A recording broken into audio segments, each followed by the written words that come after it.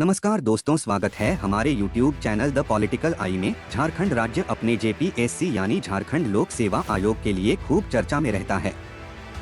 झारखंड राज्य की स्थापना 15 नवंबर 2000 में हुई थी। इसके बाद राज्य के पहले राज्यपाल प्रभात कुमार ने भारत के संविधान के अनुच्छेद 315 के तहत JPSC का गठन किया था। उस समय से लेकर अब तक यह काफी चर्चा में है। समय पर परीक्षा आयोजित नहीं करने और रिजल्ट जारी नहीं करने के कारण JPSC काफी चर्चा में रहता है। इस पर खूब राजनीति भी होती है। फिलहाल झारखंड विधानसभा का बजट सत्र चल रहा है। ऐसे में सदन में कई मुद्दों के लेकर सत्ता और विपक्ष आमने सामने हैं। इनमें से एक JPSC के चेयरमैन की नियुक्ति को लेकर भी बवाल हुआ था, लेकिन राज्य सरकार ने 27 फरवरी को JPSC के चेयरमैन की नियुक्ति कर ली थी। नए JPSC चेयरमैन के तौर पर एल ख्यांग्ते को चुना गया था। इनकी नियुक्ति के बाद राज्य में हजारों बेरोजगार लड़के और लड़कियों के मन में एक आस आई है कि अब JPSC परीक्षा आयोजन करने में और रिजल्ट जारी करने में कोई परेशानी नहीं आएगी। आपको बता दें कि JPSC के अध्यक्ष पद की नियुक्ति पिछले 6 महीने से खाली थी। 22 अगस्त 2024 को डॉक्टर नीलिमा केरकेट्टा इस JPSC के अध्यक्ष पद से रिटायर हो गई थी। इसके बाद 27 फरवरी को पूर्व मुख्य सचिव एल ख्यांग्ते को नया JPSC अध्यक्ष बनाया गया है। इनकी नियुक्ति को लेकर मुख्यमंत्री हेमंत सोरेन ने राज्यपाल संतोष कुमार गंगवार को प्रस्ताव भेजा था। इसके बाद राज्यपाल ने 27 फरवरी को इस प्रस्ताव को मंजूरी दे दी थी। राज्य के कई अभ्यर्थियों को JPSC के रिजल्ट जारी होने की चिंता थी। इसे लेकर अभ्यर्थियों ने आंदोलन भी किया था। राज्य में महगामा, हजारीबाग, गोड्डा, देवघर समेत अन्य इलाकों से वह राजधानी रांची आए। इसके बाद सभी ने JPSC कार्यालय के बाहर अध्यक्ष पद की नियुक्ति और को लेकर आंदोलन किया। उन्होंने अपना सर मुंडवाया और यहां तक कि कार्यालय के बाहर JPSC का पिंडदान भी कर लिया।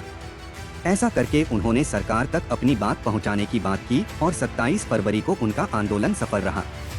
JPSC अध्यक्ष के तौर पर एल ख्यांग्ते की नियुक्ति हो गई। डॉक्टर नीलिमा केरकेट्टा के रिटायर होने के बाद कई नियुक्ति प्रक्रिया लंबित हो गई थी। इसमें खासकर 11वीं JPSC की सिविल सेवा प्रक्रिया। इसकी मुख्य परीक्षा 2024 के जून महीने में खत्म हो गई थी। इसके बाद यह कहा जा रहा था कि उसी साल अगस्त महीने में इसका रिजल्ट जारी कर दिया जाएगा, लेकिन यह हो नहीं पाया था।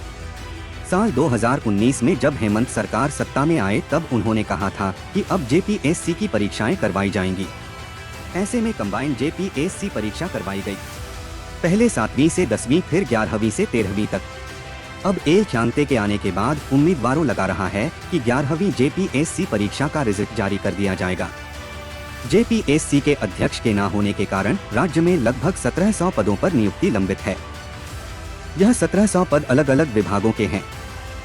एल ख्यांग्ते के नियुक्ति के बाद ऐसा लगता है कि राज्य में इन लंबित पदों पर जल्द से जल्द नियुक्ति हो जाएगी। आपको बता दें कि एल ख्यांग्ते राज्य के पूर्व मुख्य सचिव रह चुके हैं। उनकी छवि एक ईमानदार ऑफिसर के तौर पर है। उनके पास एक अच्छा अनुभव है। JPSC के चर्चा में होने के कारणों में से एक कारण यह है कि कुछ दिनों पहले एक रिपोर्ट आई थी कि JPSC ने जितनी भी प्रतियोगी परीक्षाएं आयोजित की है, उनमें से 11 ऐसी परीक्षाएं हैं जो कि कोर्ट में गई है। इसमें अलग अलग तरह के आरोप लगे हैं। झारखंड में एक नकारात्मक बात यह है कि यहां अब तक कोई स्पष्ट नियोजन नीति नहीं बन पाई है। रिजल्ट जारी होने के बाद भी JPSC में पेपर लीक के आरोप लगे हैं, लेकिन अब तक के जांच में 11वीं JPSC को लेकर अब तक ऐसे कोई सवाल नहीं उठे हैं। ऐसे में एल ख्यांग्ते के आने के बाद यह उम्मीद की जा रही है कि इस बार पारदर्शिता के साथ रिजल्ट जारी किया जाएगा। JPSC को लेकर कई बार राजनीति हुई है। ऐसे में गुड गवर्नेंस का सवाल उठता है। अब सरकार चाहे किसी भी पार्टी की बने, गुड गवर्नेंस तब होगी जब राज्य में सरकार के पास पर्याप्त अधिकारी होंगे। ऐसे में सभी नियुक्तियां पारदर्शिता के साथ होनी चाहिए। ऐसे में राज्य की जनता को सरकार पर भरोसा होगा, खासकर युवाओं को दो। आपको बता दें कि CM हेमंत सोरेन ने 26 जनवरी यानी गणतंत्र दिवस पर यह कहा था कि राज्य में 46,000 पदों पर भर्ती की जाएगी। अब जब यह 1700 पदों पर नियुक्ति पूरी हो जाएगी तब यह उम्मीद जागेगी कि अन्य 46,000 पदों पर नियुक्ति की जाएगी।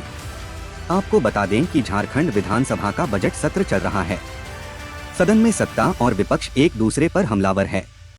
सत्ता पक्ष नेता प्रतिपक्ष को लेकर विपक्ष को घेर रही है, वहीं विपक्ष सरकार को JPSC अध्यक्ष को लेकर घेर रहा है। सरकार ने तो जेपीएससी अध्यक्ष की नियुक्ति कर ली है। अब ऐसे में यह लग रहा है कि सत्ता में बैठे राजनीतिक दल विपक्ष पर ज्यादा हमलावर दिखेंगे। सत्ता पक्ष अब लगातार विपक्ष को नेता प्रतिपक्ष के नियुक्ति को लेकर घेरने का काम करेगी। कई बार जब बीजेपी के विधायकों से नेता प्रतिपक्ष के बारे में पूछा गया तो उन्होंने कहा कि उन्हें सदन में कोई दिक्कत नहीं हो रही है, लेकिन नेता प्रतिपक्ष का होना बहुत जरूरी होता है। तो दोस्तों, आपको हमारा यह वीडियो कैसा लगा कमेंट बॉक्स में जरूर बताएं और हमारे चैनल द पॉलिटिकल आई को सब्सक्राइब करना ना भूलें। धन्यवाद।